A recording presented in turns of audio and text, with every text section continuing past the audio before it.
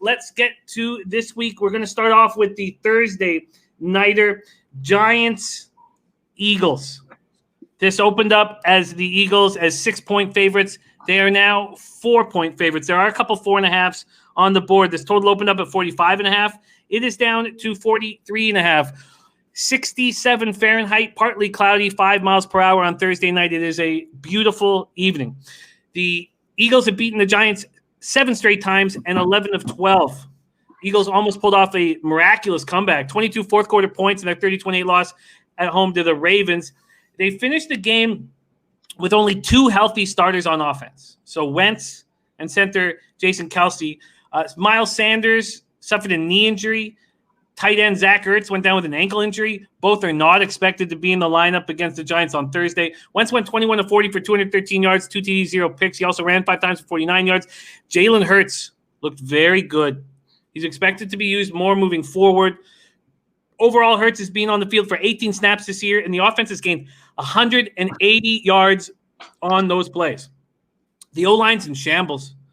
Jamon Brown allowed 2 sacks, 4 hits, and 9 pressures.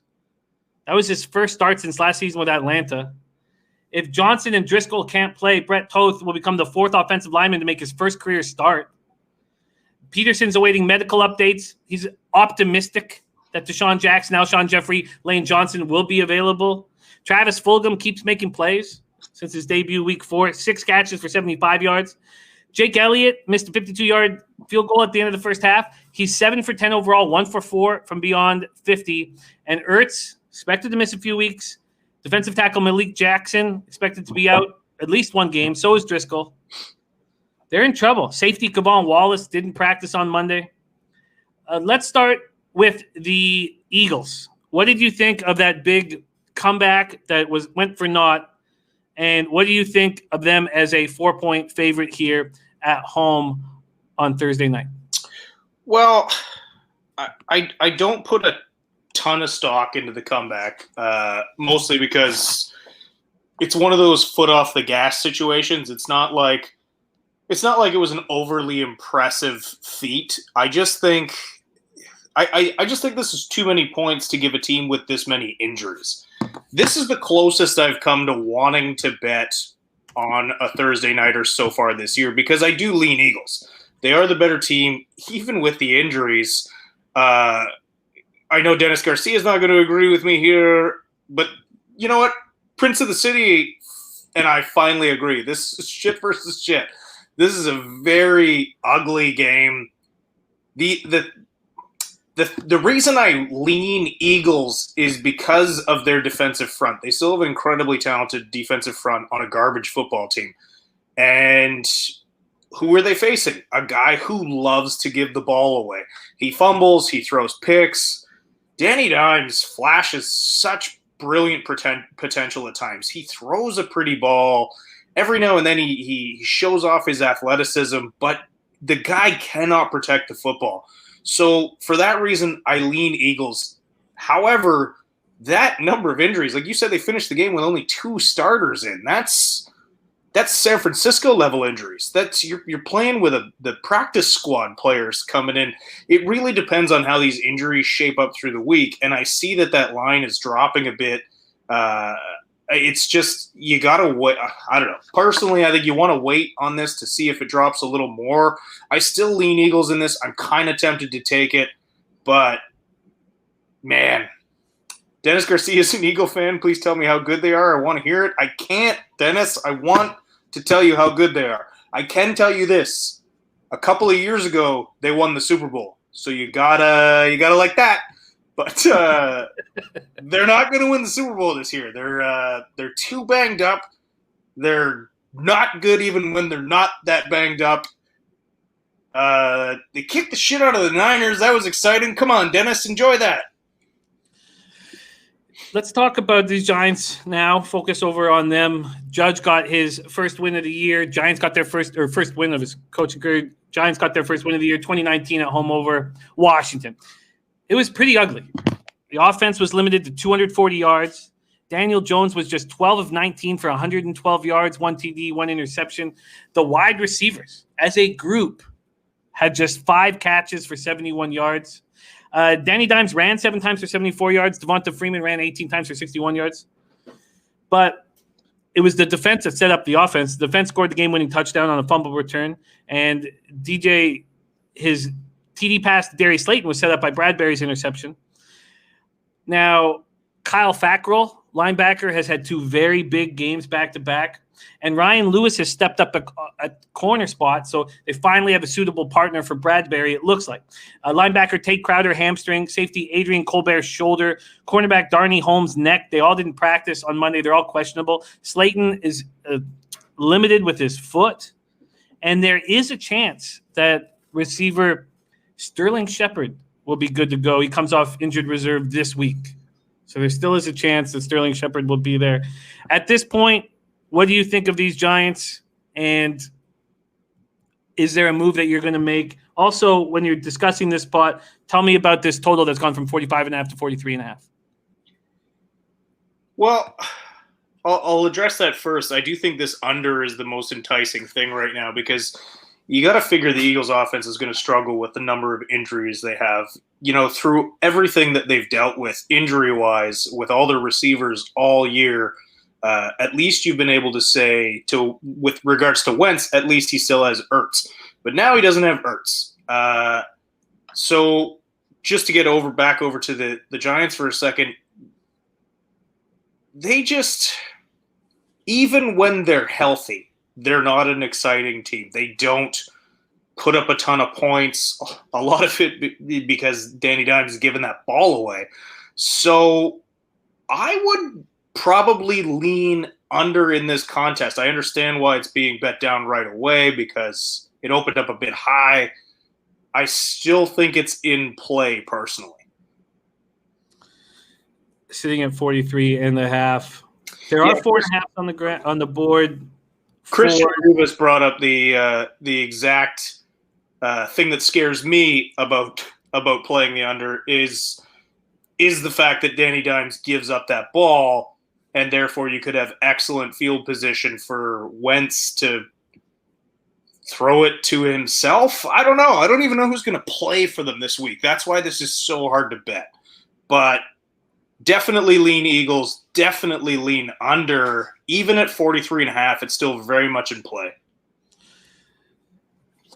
The site I'm looking at right now says that the under has 64% of the cash, but the over has 76% of the tickets, 77% of the cash and tickets on the Eagles.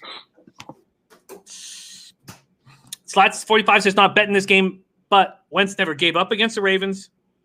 And Giants did everything they could to hand Washington the game.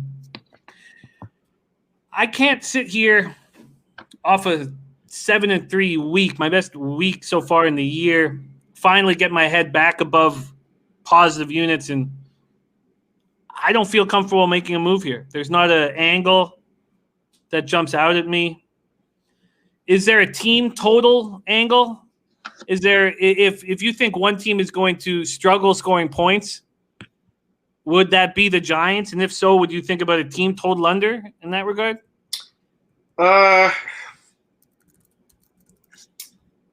Again, like Thursday night with a lot of injuries on the table, you would think under. So what is that team? You know, and I hum-hawed about that team total under for the Giants last week, and it would have hit. Again, we've well established that I'm a coward. Even when I'm thinking the right thing, I don't do it, and then it hits. But what's the team total right now for the Giants? The Giants team total is at 18.5. Let me just double check that. So 18.5 juice to the over. The Eagles team total is at 23.5, heavily juiced to the over. 18.5 is it's doable. Michael Ricciardi says G-Men as a dog sounds fabulous. Yeah, they're on the road on a short week. I know it's not a super far distance, but yeah, I realize the Giants have starters. But those starters wouldn't be starters on other teams. So are they really starters? That's the point I've been trying to make with this. It's just a bad game with two bad teams. I think the under is the most the total under points total under is the most enticing thing about this game, because even 18.5, it's possible. Again, I'm leaning under for the Giants. That defensive front for the Eagles, I don't care what you say. I don't care if you hate the Eagles. I don't care if you hate the division. They have talent on that defensive front. It's what's kept them in a lot of these games. And that's Danny Dimes' worst nightmare. So, again, I hate Thursday Night Football. I hate it so much. The league needs to get rid of it. It sucks. It's bad quality because the teams haven't rested enough. They're playing hurt. And with Jimmy, with what you said, two starters finishing the games, and then 4 days later they got to turn around and play it again. This is an ugly spot. And it's an ugly spot between two ugly teams. I'm leaning under's the only thing that really excites me. Agreed. And I think that I missed it. 45.5. That would have been why I was 43.5 doesn't appeal to me. And making money is what I want to do. And I just don't want to have cash on this game. E. Phrase says Eagles are ripe to get upset. All right. Strategic Investment says me and Jimmy play better than New York. There is no move made here, Giants, Eagles, and there's no reason to rush into one. And Michael Ricciardi says, G-Man, guys, I agree. But even there, I missed the boat. 6 was available, now 4.5. All right. I do understand what he's saying. I agree with the fact that they have starters in against an injured team on 4 days rest. So I get that. I just don't like the starters for the Giants. Agreed. And then Christian Riva says, Bebsy Jew still lean Eagles, though. I mean, I still lean Eagles just because again, what I said with regards to that defensive front and the pressure they will bring to Danny Dimes. It's hard to bet on a road team that's that bad, short rest, with a quarterback that loves to give the ball away against a nasty defensive front. So, yes, for that reason, I lean Eagles still, even in the face of all those injuries and on short rest. Alrighty, there's your Thursday nighter. No move from Bebsy, sitting at an ROI of 40.91% in the season, is yet to bet a Thursday nighter. And that makes sense. Dylan Turner is absolutely right. With that record, you keep saying this is the week to fade Bebsy, and yeah, just do it. Everything I say, do the opposite. I'm telling you. I'm due to bust out. See, I think what happens is the more you win, the less chances you take. The sharper you break games down because you need to keep winning. So, if you were losing and reaching, if 1 week you put out 12 bets, that would be the night. That would be the spot, I think, to fade you. I think right now you care very much about that record, and I think. Yeah, well, I mean, I'd be lying if I said that isn't making me a little more apprehensive to bet on these games that I have a lean but not a strong lean. But again, I did think last week's lines were very difficult. I think what's come out this week has been a lot. At least from the jump, there's a lot more things I'm looking at this week than I was last week. Last week, I was scratching my head an hour before the show being like, somebody's going to have to talk me into something tonight. I don't feel that way this week. I feel like there's a few mistakes made early by the books. Well, let's start attacking the Sunday 1 p.m. games. I mean, I felt that way, too, after our show. I only made 3 bets, but within 24 hours – I thought Lions were the best bet. I was all over the Broncos. So it just sometimes it just takes a little bit of time. All right, let's move on to the 1 p.m. action. We move on to Sunday.